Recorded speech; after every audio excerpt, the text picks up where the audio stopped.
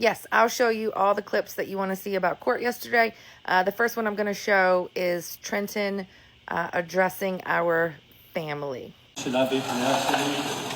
Yes. The only thing I would like to say in this courtroom today is to the family, if you would allow me.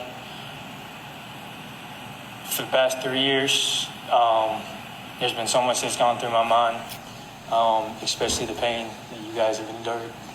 And I probably have not felt it on the level that you all have, but I have felt it for her loss. And I truly am sorry for the loss that you have experienced. And I just want you guys to know that being a father, being a brother, being a son, I couldn't imagine what you guys are feeling. And I just want you to know that I do recognize your pain. And it is not without conscience, I promise. The next clip is of his sister on the stand with her statement. Yeah. Your Honor, thank you for allowing me the chance to speak. I am Trenton Frye's sister. Being here today is not easy, and I just want to say that I recognize the pain in this room, especially for the victim's family.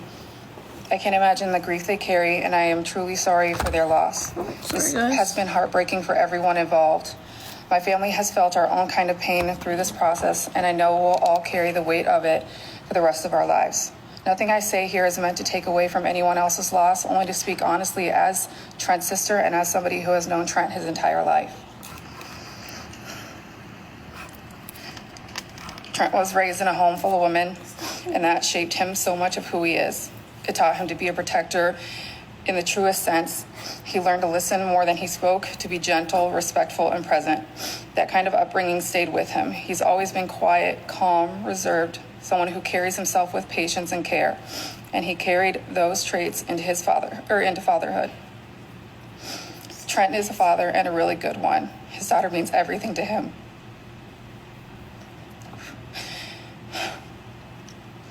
Anyone who has ever seen them together can tell how close they are.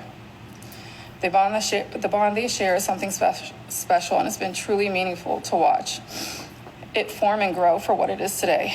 Even in his absence of her everyday life, for the past 3 years, he has done everything he can to try and keep that bond strong and growing.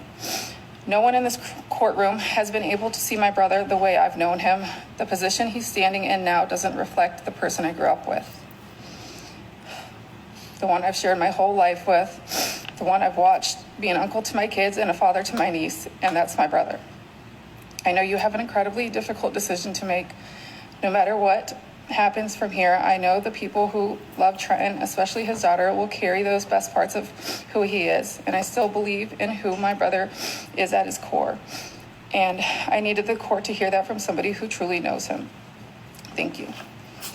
And I have more clips that I will share. So he got sentenced to life in prison yesterday. I feel like my family got justice, but it's still very bittersweet and still a lot to process. But I'll keep posting clips of things that I have.